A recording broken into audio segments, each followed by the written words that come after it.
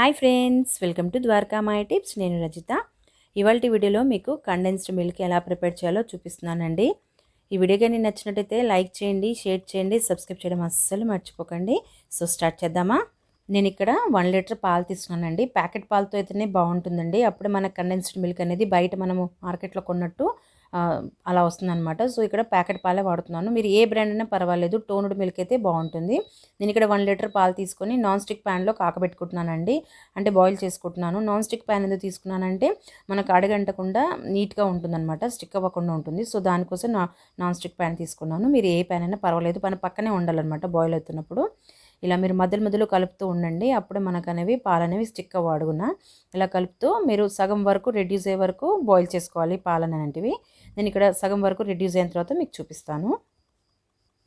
రండి, ఇక్కడ పాలనేవి సగం వరకు రెడ్యూస్ అయ్యాయి. ఇలా మీరు బాయిల్ చేసుకోవాలి హాఫ్ వరకు.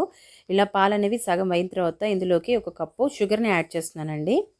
ఫ్లేమ్ అనేది లోలో కుక్ చేసుకోవాలండి. ఈ టైంలో షుగర్ అంతా మెల్ట్ అయ్యే వరకు ఇలా కలుపుతూనే ఉండాలి.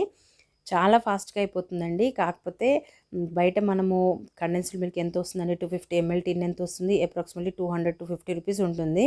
బట్ ఇంట్లోనే 80-90 రూపీస్లో మనం కండెన్స్డ్ మిల్క్ రెడీ చేసుకోవచ్చు.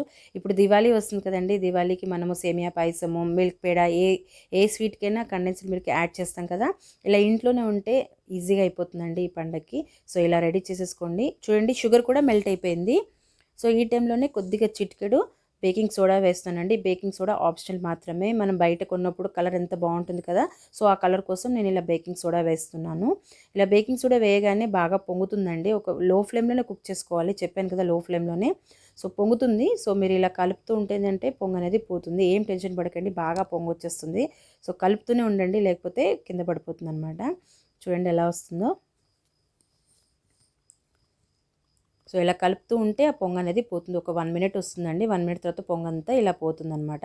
కలర్ చూసారా ఎంత బాగా వచ్చిందో? మనం బయట ఎలా ఉంటామో అలాగే ఉంటుందన్నమాట కలరు.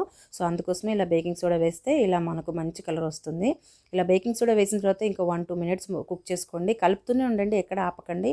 అంత లో ఫ్లేమ్లో చేసుకోవాలన్నమాట. సో ఇలా మీరు కండెన్స్ మిల్క్ రెడీ చేస్తున్నారనుకోండి, ఈజీగా 1 మంత్ వరకు స్టోర్ చేసుకోవచ్చండి మీరు ఫ్రిడ్జ్లో. ఏం అస్సలు పాడవదు. చూడండి, థిక్నెస్ అనేది బాగా వచ్చింది కదా, మనకు 1/4 వరకు పాలు అనేవి రెడ్యూస్ అయ్యాయి. సో ఈ టైంలోనే ఫ్లేమ్ అనేది ఆఫ్ చేసుకోండి. మీ కన్సిస్టెన్సీ అనేది వేరే స్పూన్తో చూపిస్తాను, ఈజీగా ఉంటుంది. సో ఇలా ఫ్లోయింగ్ కన్సిస్టెన్సీ ఉన్నప్పుడే మీరు స్టవ్ ఆఫ్ చేసుకోండి. కూల్ అయిన తర్వాత ఇంకాస్త థిక్ అవుతుంది అనమాట. సో స్టవ్ ఆఫ్ చేసుకొని పక్కన పెట్టుకున్నానండి. చల్లబడిన తర్వాత మీకు చూపిస్తున్నాను. థిక్నెస్ చూడండి ఎంత బాగా ఉందో, బాగా థిక్గా అయింది కదా. సో ఇది మీరు ఎయిర్ టైట్ బాక్స్లో మీరు స్టోర్ చేసుకోవాలి. స్టోర్ చేసుకొని మీరు ఎప్పుడు కావాలంటే అప్పుడు యూస్ చేసుకోవచ్చండి. చెప్పాను కదా, 1 లీటర్ పాలకి మనకు 250 ml ఈజీగా వచ్చేస్తుంది అనమాట. చూడండి నాకు ఎంత వచ్చింది 1 లీటర్ పాలకి. సో రెడీ అయిపోయిందండి.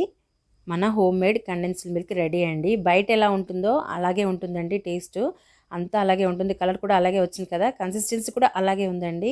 చాలా బాగుంటుంది. ఇలా ఇన్స్టెంట్గా మీరు రెడీ చేసుకోండి. 1 లీటర్ పాలకి చెప్పాను కదా 250 ml వచ్చేస్తుంది ఈజీగా. సో రెడీ అయిపోయిందండి మన హోమ్ మేడ్ కండెన్స్డ్ మిల్క్. ఈ వీడియో కానీ నచ్చినట్టయితే ఒక లైక్ చేయండి.